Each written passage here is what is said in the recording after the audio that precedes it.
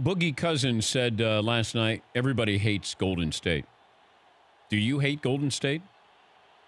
That's hyperbole. That's not accurate. The Golden State Warriors, in particular, Steph Curry, is probably one of the most beloved players that the game has seen by media, by fans, and respected by his peers. When you go to the parks or the playgrounds, most players know that they probably won't have the size and the bulk of a LeBron James. So a lot of kids these days say they want to be Steph. Yeah. They walk into the gym, they're not shooting layups or getting in the defensive stance. They're shooting from distance and see if they can make it. And that's the effect that he's had on the game, they've had on the game. They just have a level of dominance, not dislike. That disdain is normally saved for, like, the Yankees, where people understand, like, a team that has the biggest checkbook that can put together a roster that can combat anything you come up with regardless of how hard you go.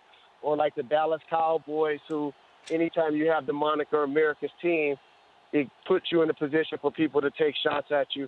Or even the Patriots, who, while they've been amazingly successful and arguably are the best coach and the best quarterback in Tom Brady, there have been some allegations there. So for people that feel like you got an unfair advantage, possibly with Spygate or Deflategate, to create a level of disdain. But I don't see the Golden State Warriors like those squads.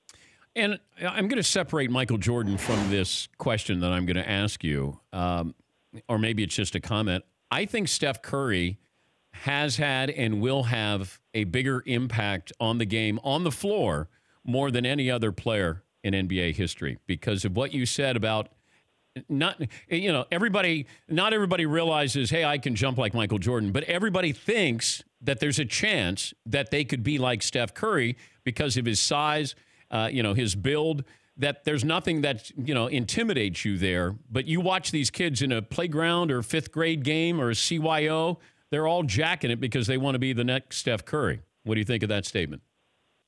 I understand where you're going with that. In this era, that is valid based on the examples that you gave. But the great thing about basketball that there are a lot of facets to a player's game.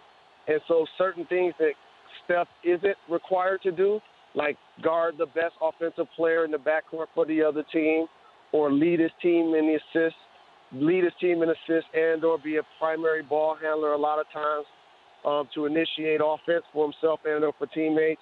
And obviously on the other end, while he's a capable defender and he gives effort, he'll never probably be looked at as a lockdown defender.